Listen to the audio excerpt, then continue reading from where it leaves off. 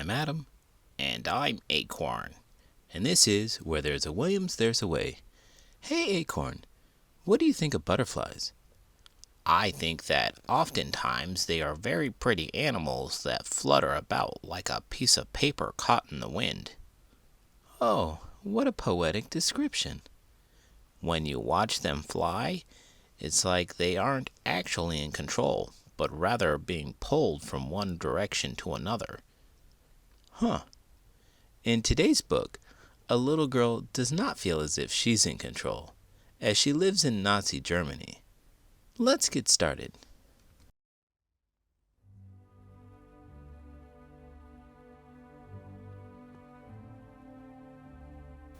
The Butterfly by Patricia Polacco. To my great-aunt Marcel Sololange and her daughter, my aunt Monique Bousseau-Ga, two very courageous women I will love as long as I live. It was unusually bright that night outside of Monique's small bedroom window in Chassois-le-Roi, just outside of Paris. The moon was so radiant it seemed almost festive. As Monique gazed up at it, she thought that the moon must not know that her village was occupied by Nazi troops. All of France was, for that matter. There was a terrible war raging in what, to Monique, seemed like most of the world. But this night the moon seemed not to care. She pulled Penouf, her cat, up next to her and hugged and kissed her goodnight, then drifted off to sleep. Monique didn't quite know why she woke up, but suddenly she saw a ghostly little figure sitting just next to the window on the end of her bed, a girl about her own age. She was petting Penouf. "Who are you?" Monique whispered. The ghost child wheeled and looked with sad eyes that seemed frightened, then spun and ran from the bedroom. The next morning at breakfast, Monique could hardly wait to talk to her mother about the ghost, but her mother seemed almost angry. It wasn't like Marcel Sololange to be angry at anyone. "It was only a dream, child. You hear? Only a dream. Now go to school. God knows how much longer you'll have the privilege of going to school with this war." Her mother's voice trailed off. Monique couldn't wait to get to school so that she could tell her best friend Denise about the ghost. Since Monique was only a child, Denise was like a sister to her. On their way home from school that afternoon, Denise asked Monique, "What did this ghost look like?" "She was dark and had very sad eyes," Monique answered. "Weren't you very, very frightened?" Denise asked. "At first, yes, but the longer I looked at her, a feeling came over me, a feeling of fear for her," Monique answered. They stopped and peered into the front window of Monsieur Marc's candy shop. He waved them in as he always did. He loved the children in the neighborhood and always had small bits of brightly wrapped candies for them in his apron pocket. As the girls entered the store, they saw that most of the jars that used to be filled with every kind of candy and confection were empty. The war. But Monsieur Marc had saved something for them. "For you, little Monique," Monsieur Marc cooed as he dropped a bright dot of sweetness into her hand. "And one for you, ma petite," he said as the beautifully wrapped confection rolled into Denise's waiting hands. Monique and Denise unwrapped their candies and popped them into their mouths. But as they were walking away from the store, they suddenly saw tall boots coming toward them up the hill. The tall, shining boots of marching Nazi soldiers. Their heels clicked like gunshots along the cobblestone path. People froze and tried not to look at the soldiers. The girls wanted to run, but knew better. They had learned to chat and laugh as if they had no cares in the world. "Are they looking at us?" Monique asked breathlessly when they had gotten a distance away. Denise looked back. "No, they're still marching." Then they heard loud yelling and glass breaking. They both wheeled and looked. To their horror, they saw Monsieur Marx being dragged from his shop by the Nazi soldiers. "Schwein! Judenschwein!" they heard the Nazis shout as they pushed Monsieur Marx to the ground. They watched the Nazis kick him hard in the ribs with those tall black boots. Monique covered her mouth to hold back a scream. Then a car drove up, and the Nazis threw Monsieur Marx into the back of it. "Don't look for too long, Monique," Denise warned. "If we do, they'll come for us next."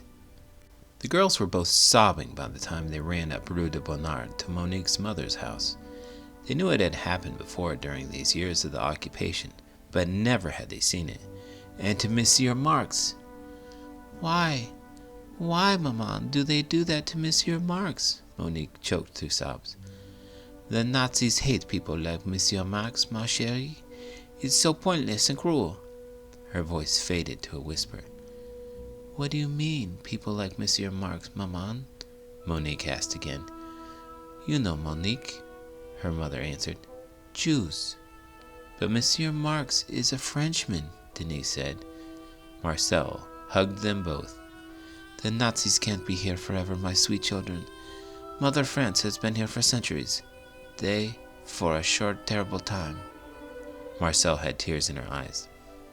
Now fix you some soothing tea. Monsieur Marx would want either of you to worry or to be sad. Madame, a voice called from the front door. It was Père Voliard, their priest from Saint-Germain-des-Prés. He rushed in. Have you heard what happened to Monsieur Marx? Marcel motioned for him to come into the other room, and they closed the door. Monique was used to her mother having hushed conversations in the living room, especially since the war. Many nights passed, and Monique didn't see the little ghost again. But late one night, Monique awoke with a start to see her little ghost sitting on the window seat. This time it was holding Panouf. Monique thought, this is no dream. I can hear Panouf purring. I see you there, Monique whispered. The little ghost sprang to her feet, but Monique stopped her from running away this time. Don't be afraid, it's all right for you to be here. The little ghost with sad eyes sat down and said nothing. What is your name?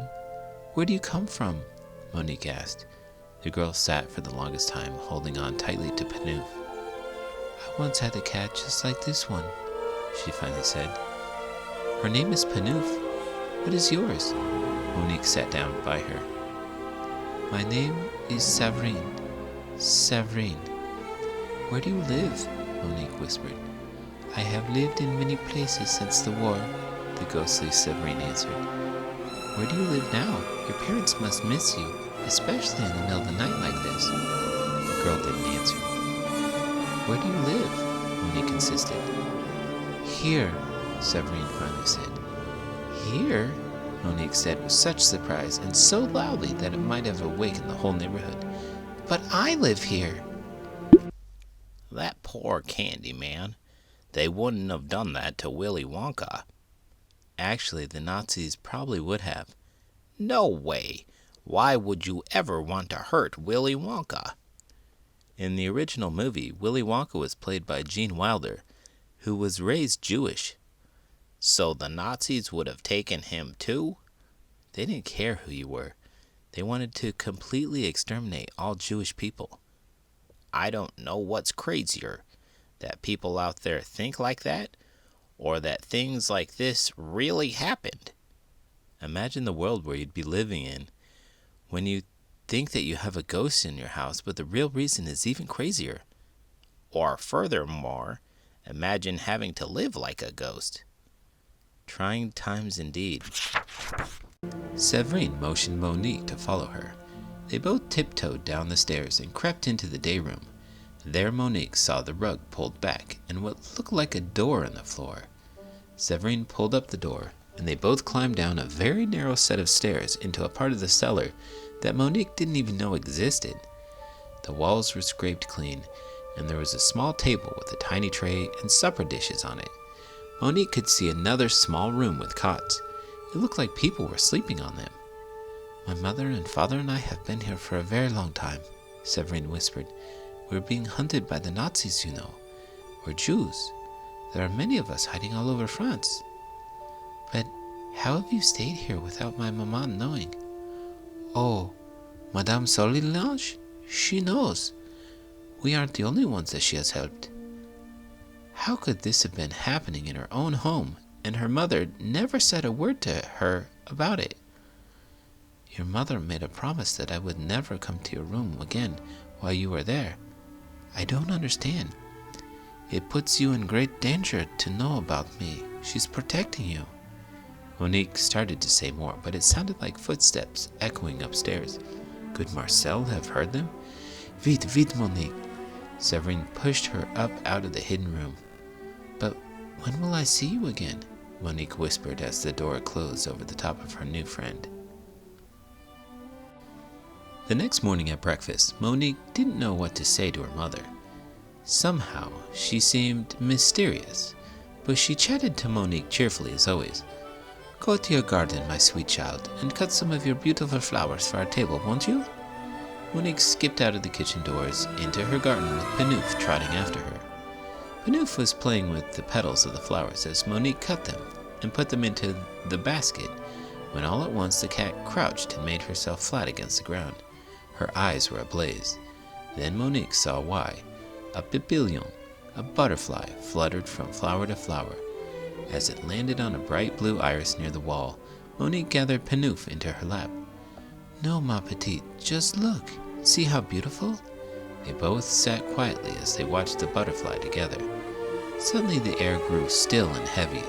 The birds in the garden stopped singing. Panouf hid herself in the folds of Monique's apron. Monique looked over the wall and saw tall, tiny boots. Her heart leapt in her chest. 3 Nazi soldiers glared at her. One reached over the wall and took the butterfly with his leather-covered fist. "Jolie, n'est-ce pas?" He grinned at Monique, then squeezed his fist. The other tall boots laughed.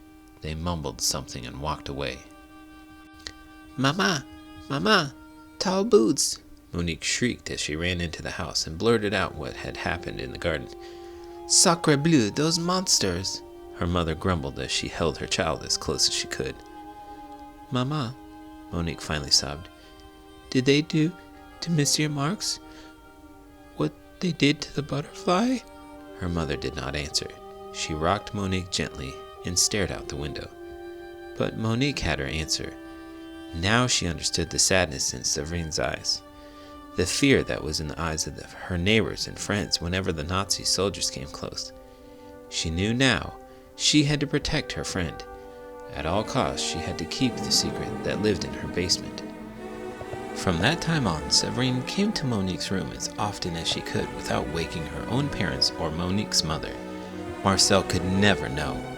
When the girls were together, they played dress-up and had midnight tea parties. They laughed and giggled and told each other their dreams. Monique collected things from the outside world for Servine to see and feel and touch. "What did you bring me tonight?" Servine asked softly one night. Monique reached into a small cloth bag and sprinkled rich black earth into Servine's hands. "This smells like the air outside," Monique told her. Then she handed Servine a bright flower from her garden. "This will be your sunshine. And now, close your eyes." Monique slowly opened her cupped hands. Look, it was a glorious butterfly.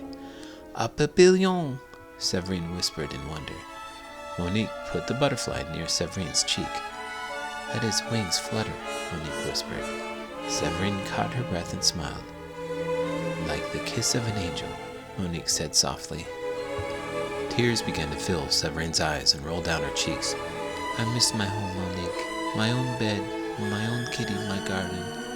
The Nazis won't be here forever. Mom said that they would lose this war," Monique reassured her. "At our home," Servine went on, "we celebrated Shabbat, the holidays, Passover, Hanukkah.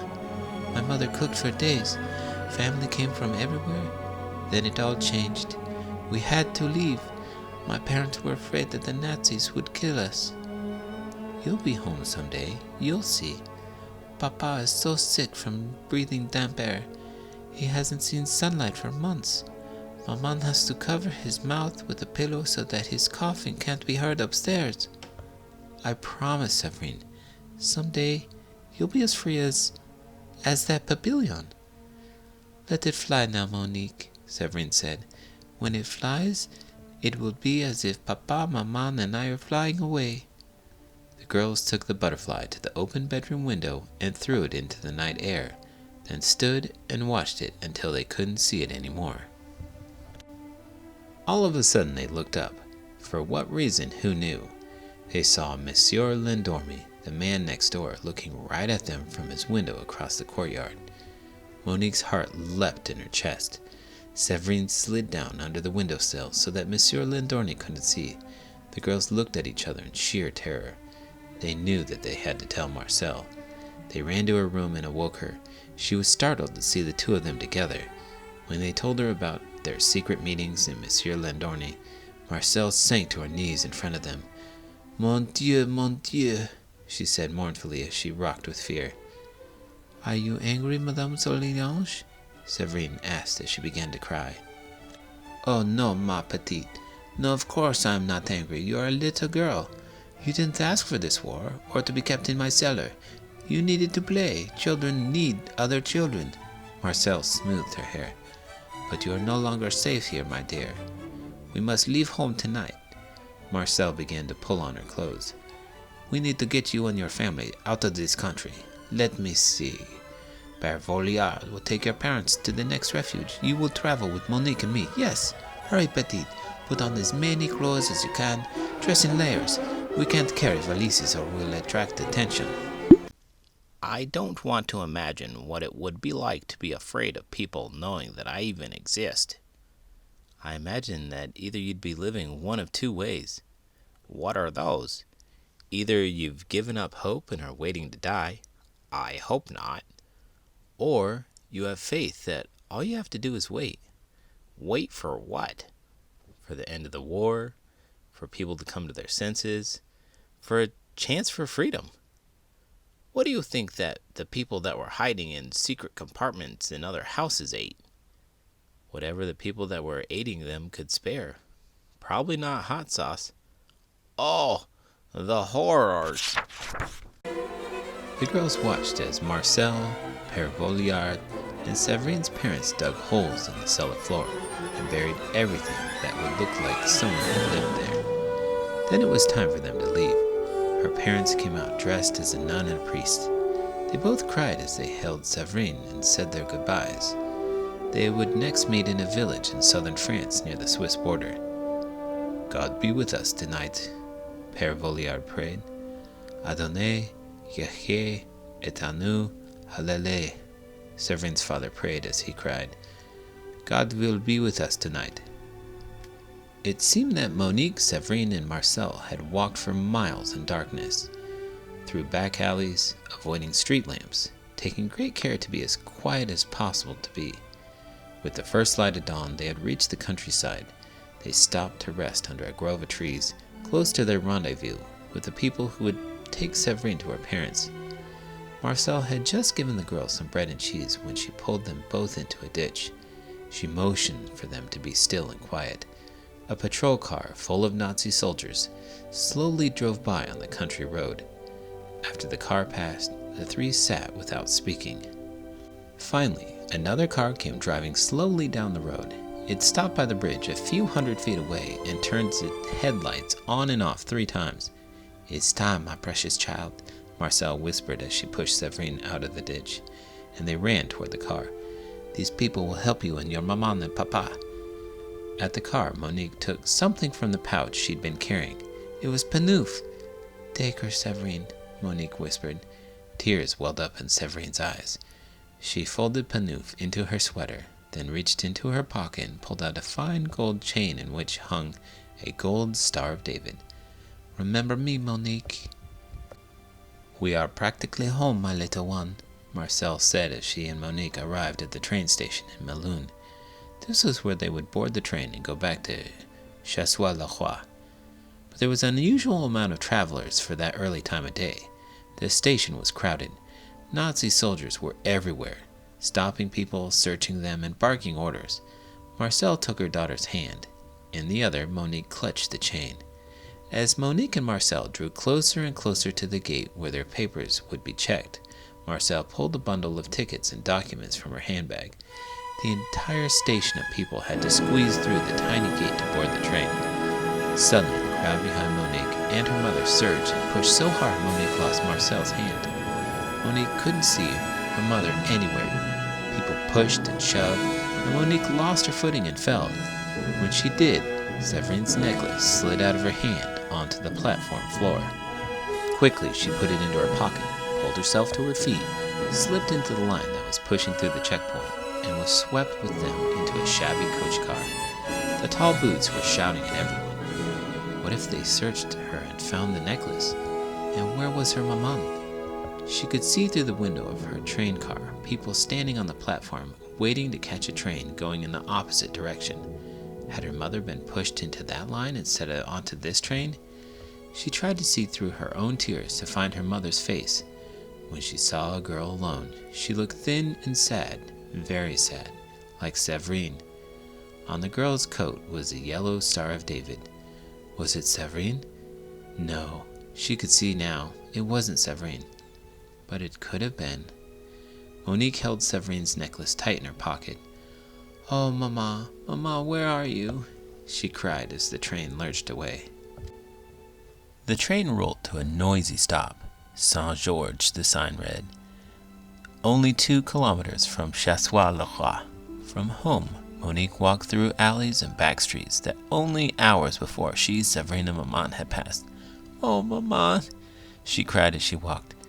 When Monique finally saw the familiar threshold of her front door, she pushed it open and climbed the stairs.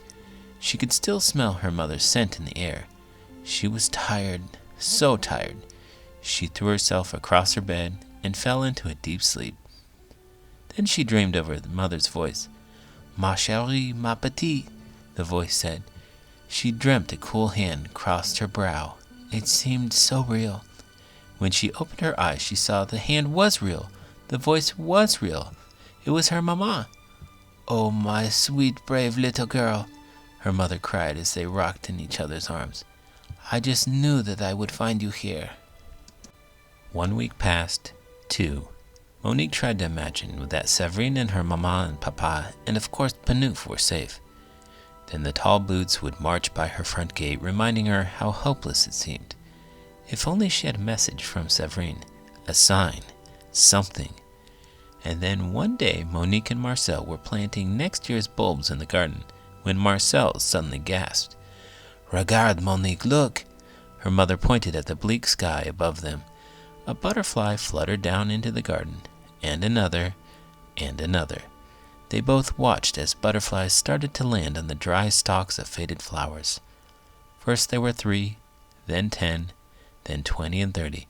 Neighbors came out of their cottages and peered over the wall in wonder. "It's a sign, Mama, a miracle. Servine sent them, I know it. She and her parents are safe." Monique held up her hand, and a butterfly fluttered and landed on her finger. She took it to her cheek. Its wings fluttered. "A kiss," Monique said softly. Acorn, have you ever had a sign that you absolutely, without fail, knew was indicating something else? You mean like the butterflies? Precisely. Well, there was a time when I opened up my mailbox and there was a sampler pack of hot sauces. That doesn't seem crazy. I guess you'd be ordering them all the time. The thing is, I didn't order these. Oh yeah? Not only that, when I called the number on the packing slip, they had no record of that package and I got to keep it. So, what did that indicate? Clearly, it meant that there is a God out there and it loves me. Indisputable evidence. For sure. And speaking of love, if you've loved this video, please give it a thumbs up and subscribe to the channel. I'm Adam, and I'm Acorn, and this is Where There's a Williams, There's a Way. Author's note. Marcel Solange was part of the French underground and resistance organized by General Charles de Gaulle. Marcel and many other selfless citizens of France made their own homes a safe haven for Jews, escaping to freedom during the terrible Nazi occupation. They did this at great peril to their own lives as well as the lives of their families. According to my Aunt Monique, her mother Marcel had been part of the underground and resistance even before the Nazis occupied France. Monique was totally unaware until she met Servine, but even then was not aware of the extent of her mother's involvement until the end of the war. Within 2 years of the liberation of France, Monique and Marcel received a letter. It was a card with a drawing of a pavilion inscribed on the cover. Inside it said, "Je vive," I live. Servine. Next to her signature was a paw print. It was learned later that neither parent survived their attempt to escape. Servine was delivered to Switzerland and eventually made it to England. where she remained with close friends of the family for the duration of the war. Sometime later, she relocated in a new state of Israel with relatives. Monique and Servine are friends to this day. 30 years after the end of the war, Marcel contacted local Jewish agencies and asked them to unearth possessions that were buried in her basement by family that never returned to reclaim them. Did you know butterflies taste with their feet?